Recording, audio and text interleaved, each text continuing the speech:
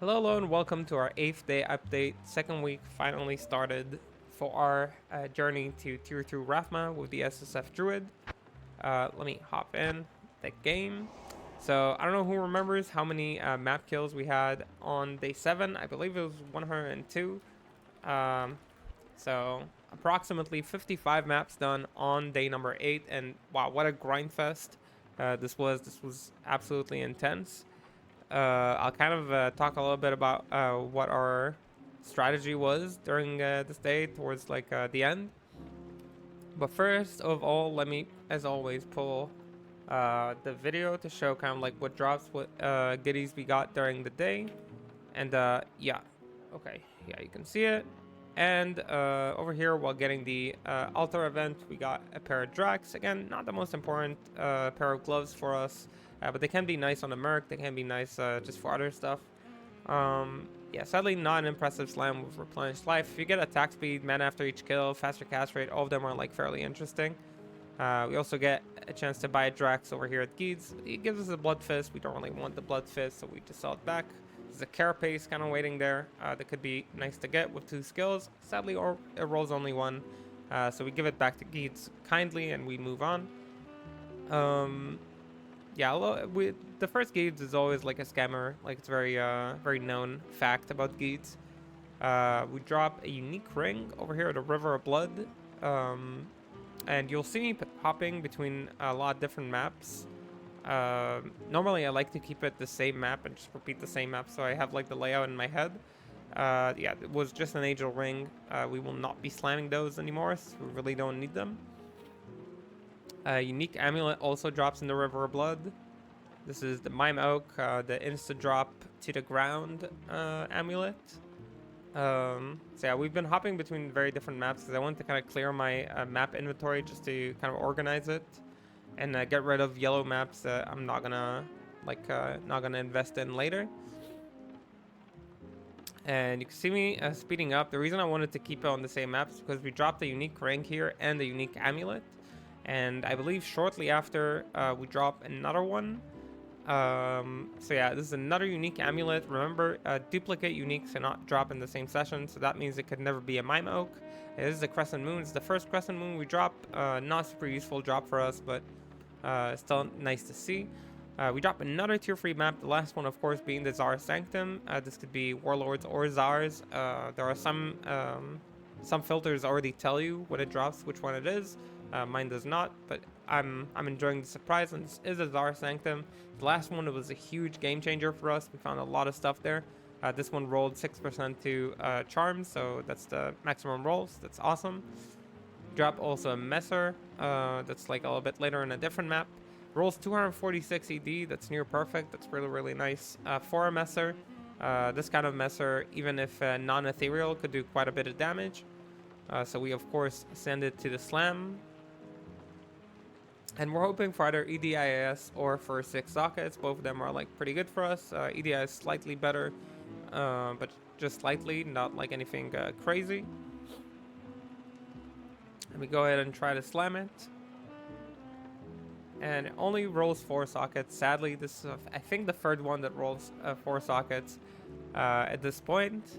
But you know, as what is, we drop Totemic Mask. This is Jalal's, of course, can roll 1 to 2 shapeshift skills. This one rolls only 1, sadly, so we didn't slam it immediately. I might slam it in the future. It might have a use still, since I didn't roll a lot of unique pelts.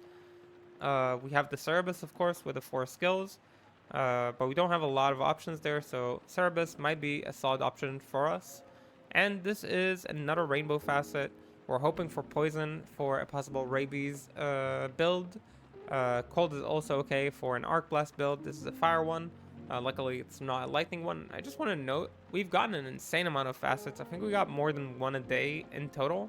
I'll have to look at it again, but we got like 2 colds, 1 fire, 2 lightnings, and 2 poison, I believe. So am I forgetting one? No, we got 7. So we got like almost 1 a day, which is still like super impressive. Over here at the crypt, we roll an amazing small charm. This is a pretty much GG small charm, 18 life and 11 fire res. This is the kind of thing that you would take to a tier 2 Rathma. So really happy about that one.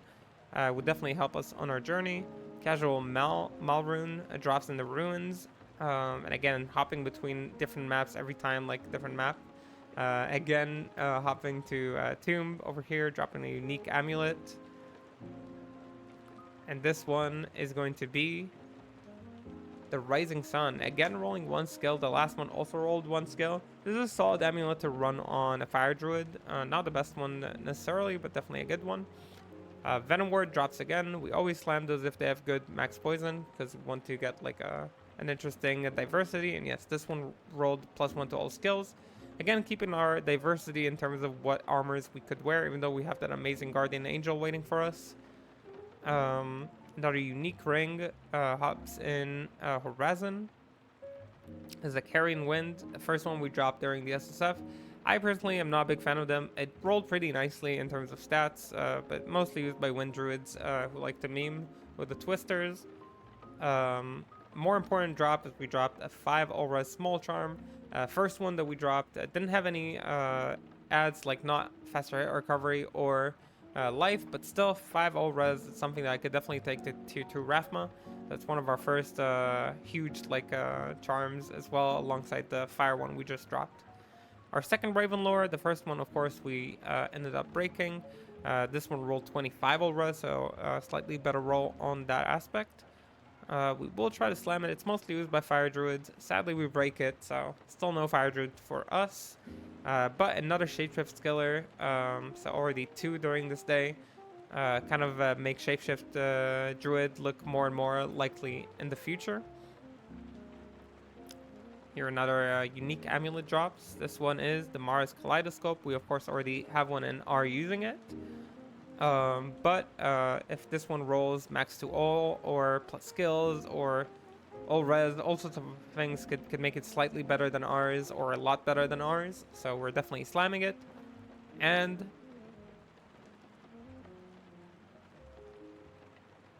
we keep the same graphic, but sadly it actually did break. So very, very sad.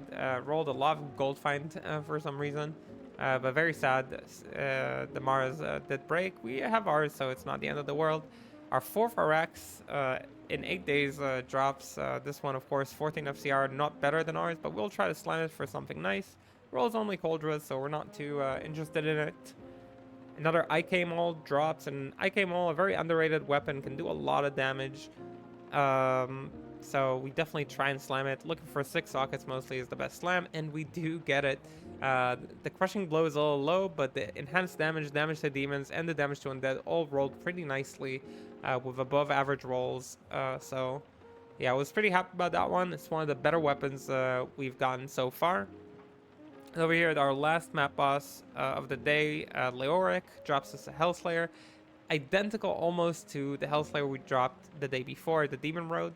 With 198 ED, not the same minus fire res, but we're not really gonna run Fireclaw. This Hellslayer can do insane damage with the right slam. Of course, we already got the right slam. We just failed the box.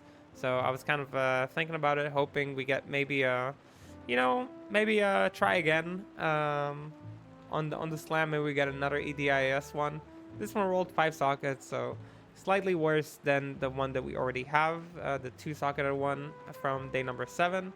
That was the last drop of the day, and I can show them side by side for the people who are unsure why like the EDIS with 2 sockets is better than the 5 sockets. So basically, if you take these 2 sockets and you remove them from here, let's say this is 3 sockets and this is 20 more IS and 116 ED more. Let's say 20 IS is like a shale. And this has like 116 more ED, which you can't get with two sockets. I know that technically, if I have perfect jewels and this is online, I could put like 15 IAS with enhanced damage, and this would seem stronger than this. And this is kind of true. It is kind of correct, but what happens in Soul Self-Found is they don't really have access to these kind of jewels. So things that rely more on shales for damage are actually a little bit stronger than things that rely on perfect 15 IAS enhanced damage jewels. So yeah, that's why this is definitely stronger than this for us. This weapon is really nice that we found. We have that 4-socket messer that is not too bad. And of course, we have some other weapons that we found along the way. We'll keep crafting weapons, looking for enhanced damage to kind of like break the line, and then like maybe get like solid socket slams for Shales and Zod. But we'll see what we get. So I said I'll explain like our idea with the maps, like what I was going for. And let me just share this page, maybe make this a little bit educational for the people who don't know about map events and how they work.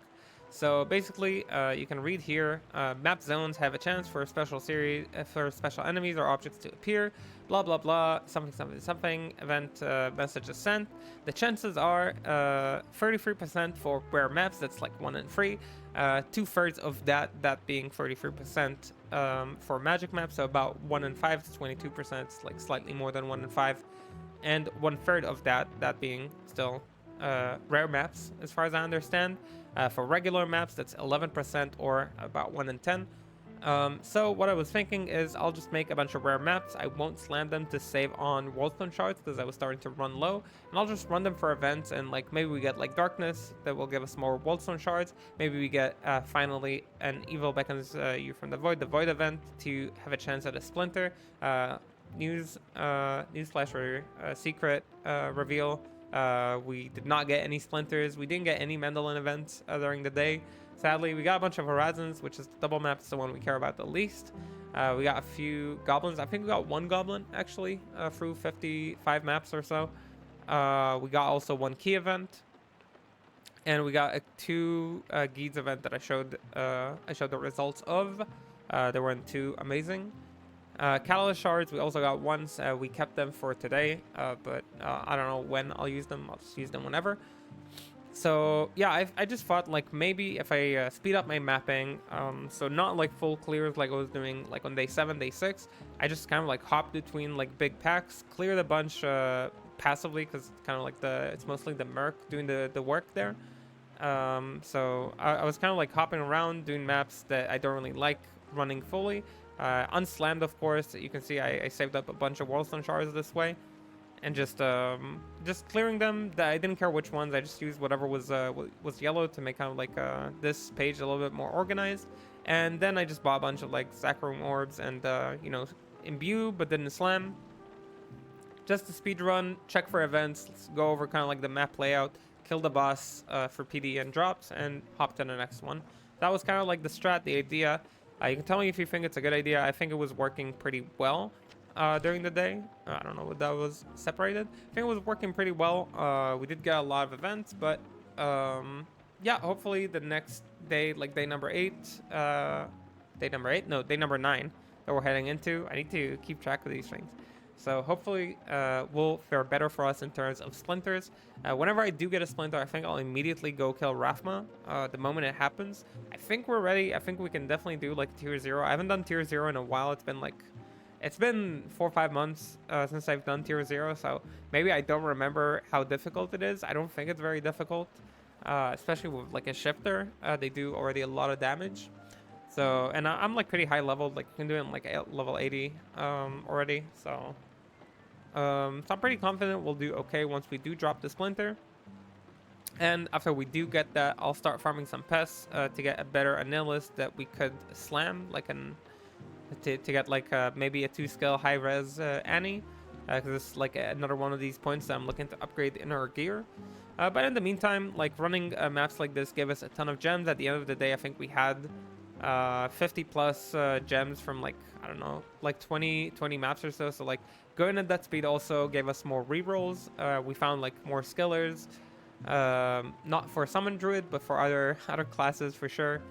So yeah, we definitely made some improvements on that aspect. We also found a bunch more sigils. I have to farm tier 3 maps at some point. I'll probably farm cows. I'm saving them down here. I'll probably full clear cows as well because they can drop us quite a few things that we're looking for. So yeah, the thoughts going into day 9, we're not stopping, not giving up. We're looking for that Splinter while also working on our merc gear, hopefully improving. If we do find that like Cham, Zod, or Ja, I'll probably cube them up for an Innocence to make the Innocence rune ward for the merc.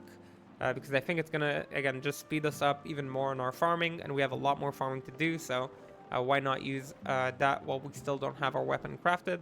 And we will look to make 50 amulets for shapeshifters, for melee shapeshifters. The ones I like the most are the hit power amulets. Brilliant amulets are also good because they roll a lot of resistances, which is awesome.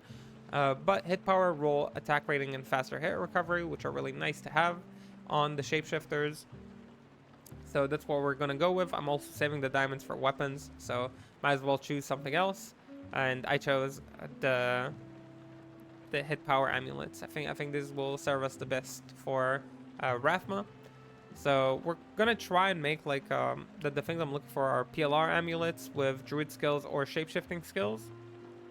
And then whatever other rolls, like all res is good, max damage is good, getting like a double AR hit is good. All sorts of things like that are probably going to be nice for us. But otherwise, just like PLR on the amulet would be great. Would make running like Rathma a lot easier. Alright, with that said, these are kind of like the plans. Still hunting for that splinter, not giving up. I said that we'll probably have less drops and like interesting stuff happen because we're kind of like in the mid game. But we still seem to be dropping quite a few good stuff, like the old res charm, the high res fire charm. I don't know where I put the old res charm. I wonder if I'm actually wearing it right now. Yeah, there it is. Let me put it over here. So yeah, we improved like our charms, and we improved like some of our gear as well. So looking to keep doing that. Still looking for my second lidless, or for a druid ward, of course, to put over our offhand that is currently using spirit. And yeah, maybe if we drop like another bear, we might roll a new beast. Trying to get that like 10 aura might be really good for us.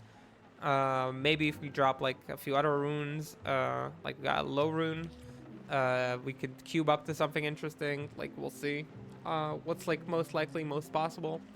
And yeah, we'll just as always, we'll keep grinding and we'll keep hitting the mines till we get what we want, which is the tier 2 Rathma kill. All right, everybody, been yapping long enough, and I'll see you whenever we start grinding, probably in a couple hours from now. On the Twitch channel, still working on that like gear thing. It looks like it's having like some server issues. I'm not sure how to solve them at the moment. Yeah, I'll figure it out when I figure it out. Alright, bye, and I'll see you on the stream or the next video.